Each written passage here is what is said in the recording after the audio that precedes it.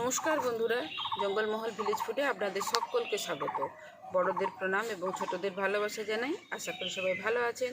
আজকে আমি আবার চলে এসেছি আরেকটি রেসিপি নিয়ে। তো আমি আজকে যে রেসিপিটি আপনাদের সঙ্গে শেয়ার করব, প্লিজ আপনারা প্রথম থেকে শেষ পর্যন্ত ভিডিওটা দেখুন। দেখুন, এখানে নিয়ে নিয়েছি একটা এঁচোড়, বেশ টাটকা করছি একদম এঁচোড়টা। এই এঁচোড়ের একটা রেসিপি আমি আপনাদের সঙ্গে শেয়ার করব। এঁচোড় চিংড়ি, নিরামিষ এঁচোড়, এঁচোড়ের ডালনা, এইসব রেসিপি আপনাদের সঙ্গে শেয়ার করেছি। আজকে আমি এই এঁচোড়ের কোপ্তাকারি রেসিপি আপনাদের সঙ্গে শেয়ার করব। তো প্লিজ আপনারা প্রথম থেকে শেষ পর্যন্ত ভিডিওটা দেখুন। তো চলুন, প্রথমে আমি আগে এঁচোড়টাকে কেটে নিচ্ছি।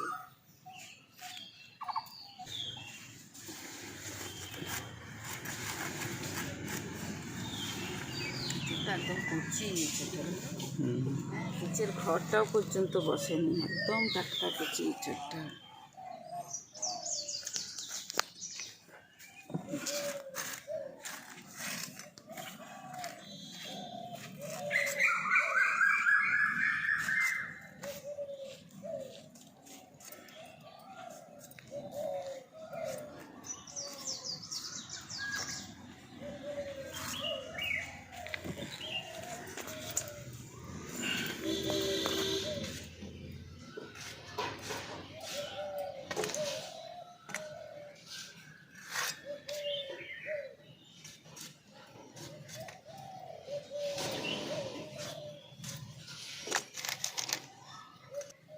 এখন এঁচোড়টা তো আমি প্রথমে সেদ্ধ করে নেবো, তার জন্য আমি এরকম করেই পিস করে নিচ্ছি।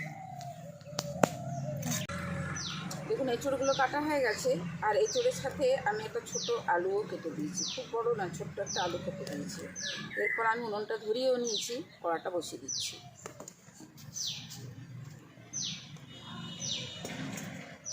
কড়াতে দিচ্ছি জল। দেখুন, পুরো এঁচোড়টা লাগানি, এঁচোড়টা তো অনেক বড়, এই হাফ রেখে দিয়েছি, বাড়িতে হয়ে যাবে, আর অর্ধেকটা কেটেছি। জলটা গরম হয়ে গেছে, আর আমি এই যে কেটে ধুয়ে রাখা এঁচোড়টা দিয়ে দিচ্ছি।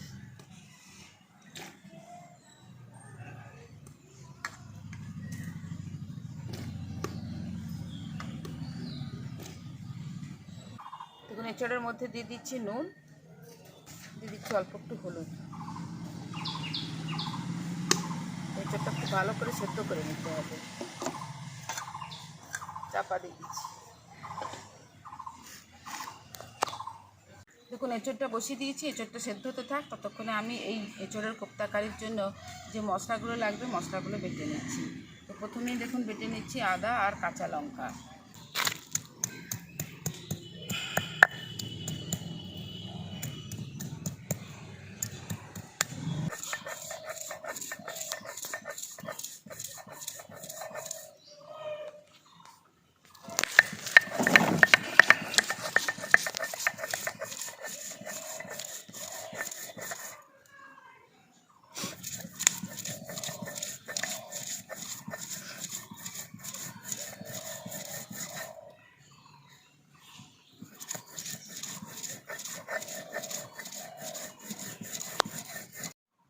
আদা আর লঙ্কাটা বাটা হয়ে গেছে, এটাকে আমি তুলে নিচ্ছি।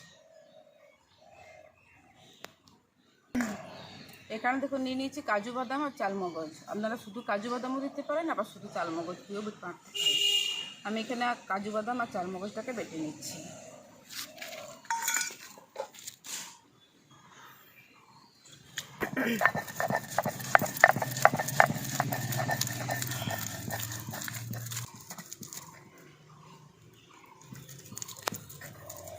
দেখুন, কাজু বাদাম আর চালমগজটাও বাটা হয়ে গেছে, এটাকেও তুলে নিচ্ছি।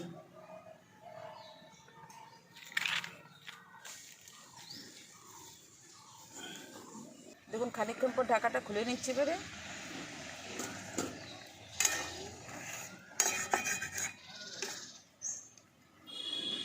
দেখুন, এঁচোড়গুলো খুব ভালো করে সেদ্ধ হয়ে গেছে, খুব ভালো করে এঁচোড়গুলো সেদ্ধ হয়ে গেছে। এরপর এটাকে আমি নামিয়ে নিচ্ছি।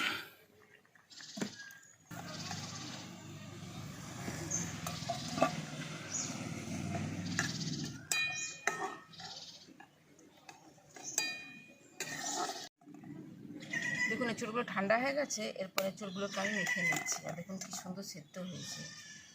খুব ভালো করে কোপ্তাকারি করার জন্য এঁচোড়গুলোকে খুব ভালো করে সেদ্ধ করতে হবে, তা নাহলে কিন্তু ভালো মাখা যাবে না।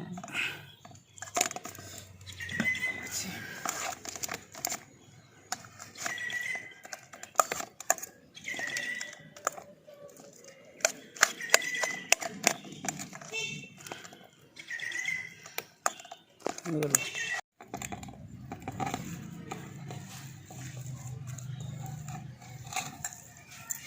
এঁচড়গুলো খুব ভালো করে মেখে নিয়েছি, আর এর মধ্যে কতগুলো মশলা মিশিয়ে দিচ্ছি। তো প্রথমে মিশিয়ে দিচ্ছি নুন, দিয়ে দিচ্ছি জিরে গুঁড়ো, অল্প একটু ধনে গুঁড়ো, এখানে কেটে রাখা কাঁচা লঙ্কা, আর বাইন্ডিংয়ের দিচ্ছি এর জন্য দিচ্ছি অল্প একটুখানি বেসন।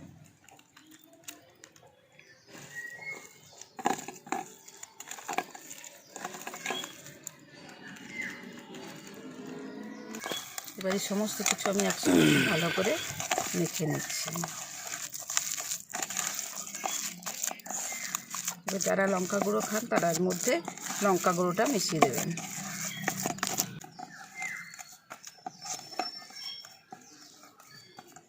দেখুন এঁচড়টা মাখা হয়ে গেছে, এরপর আমি আবার কড়াটা বসিয়ে দিচ্ছি।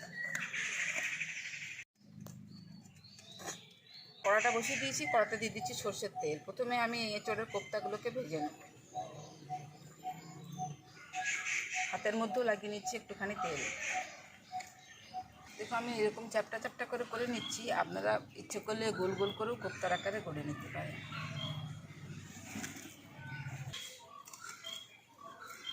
তেলটা গরম হয়ে গেছে, এরপরে কোপ্তাগুলো আমি ভেজে নেব।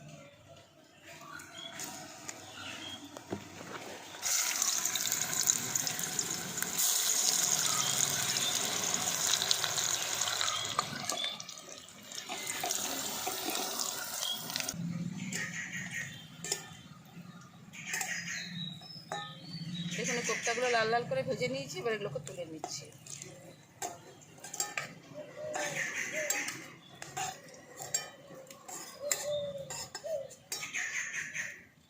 এই বাকি কোপ্তাগুলো আমি একই রকমভাবে ভেজে নেব।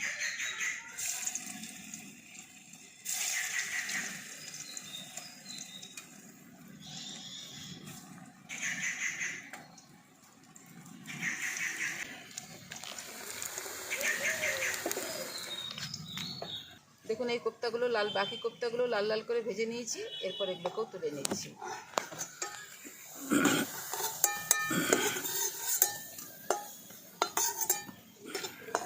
আমি এই কোপ্তা কারিতে আলু দেবো না, যারা পছন্দ করেন তারা সেটা ডুমো ডুমো করে কেটে আলু দিতে পারেন। তেলটা আছে, আমি কড়াতে আরেকটুখানি তেল দিয়ে দিচ্ছি। তেলটা গরম হয়ে গেছে, আর ফোড়নে দিয়ে দিচ্ছি গোটা জিরে আর শুকনো লঙ্কা। নিরামিষ তরকারি, তার জন্য দিচ্ছি অল্প একটুখানি হিং, গন্ধটা ভালো হয়। এই হিংটা একটু ভাজা ভাজা করে নিয়েছি, এখানে রেখেছি কেটে রেখেছি আদা আর কাঁচা লঙ্কা দিয়ে দিচ্ছি।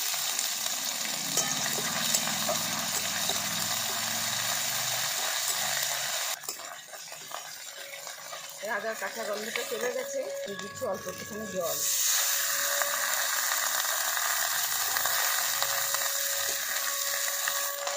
এরপর আমি একে একে গুঁড়ো মশলাগুলো মিশিয়ে নেব। জলটা দিয়েছি, নাহলে কী হয় মশলাগুলো পুড়ে পুড়ে যায়।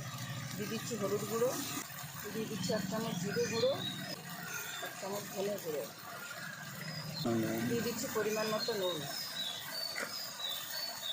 এবার সমস্ত কিছু আমি একসঙ্গে খুব ভালো করে কষিয়ে নেব। দেখুন জলটা দিয়েছিলাম বলে আর মশলাগুলো পড়ে নেব।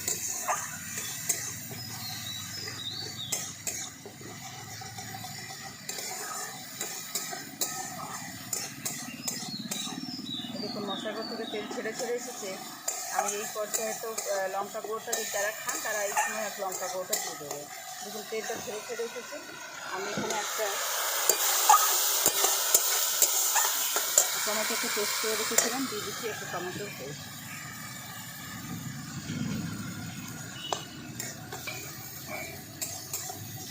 ওই টমেটোটা দিয়ে আমি আজকে ভালো করে কষিয়ে নিচ্ছি। এখানে কাজু আর চালমগজ দানার যে পেস্টটা করে রেখেছি সেটাও দিয়ে দিচ্ছি।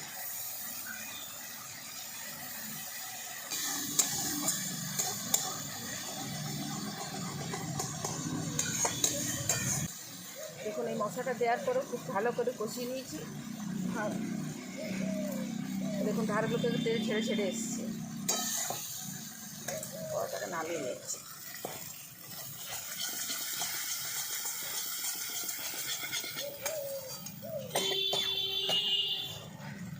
দিচ্ছি 2 চামচ টক দই।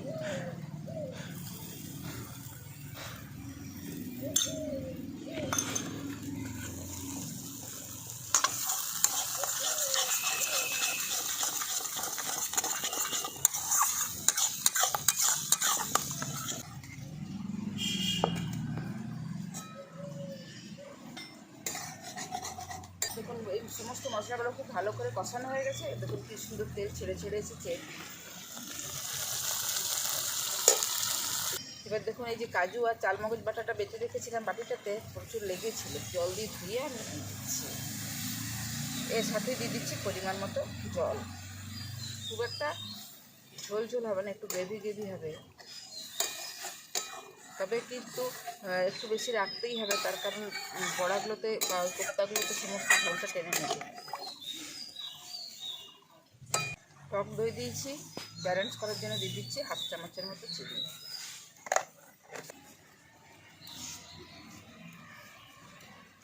দেখুন গ্রেভিটা খুব ভালো করে ফুটে গেছে। এরপর আমি এই যে কোপ্তাগুলো ভেজে রেখেছিলাম, কোপ্তাগুলো দিয়ে দেবো।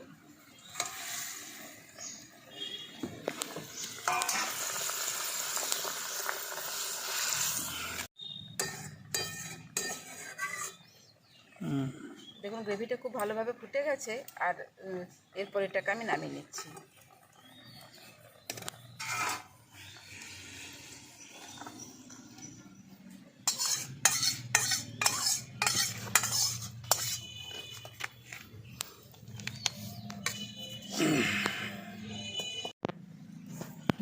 বলো। দেখুন তৈরি হয়ে গেল এঁচোড়ের কোপ্তা কারি রেসিপি। আর এই যে দেখুন, দেখে মনে হচ্ছে বেশ ঝোল ঝোল আছে, এটা কিন্তু একটু পরে দেখবেন এই কোপ্তাগুলোতে সমস্ত গ্রেভিটাকেই টেনে নেবে, বেশ মাখা মাখা হয়ে যাবে। তো আজকের রেসিপি আপনাদের কীরকম লাগলো অবশ্যই আমাকে কমেন্ট করে জানাবেন। আর বাড়িতে এইভাবে বানিয়ে খেয়ে দেখবেন। ভালো লাগলে জঙ্গলমহল ভিলেজ ফুড চ্যানেলটিকে লাইক, কমেন্ট, শেয়ার করবেন এবং প্লিজ সাবস্ক্রাইব করে দেবেন। পাশে থাকা বেল আইকনটি প্রেস করবেন সবার আগে নোটিফিকেশান পাওয়ার জন্য। প্রত্যেকেই ভালো থাকবেন, সুস্থ থাকবেন, সাবধানে থাকবেন। আজকের ভিডিওটা আমি এখানেই শেষ করছি। আবার আপনাদের সঙ্গে দেখা হবে পরবর্তী আরেকটি ভিডিও।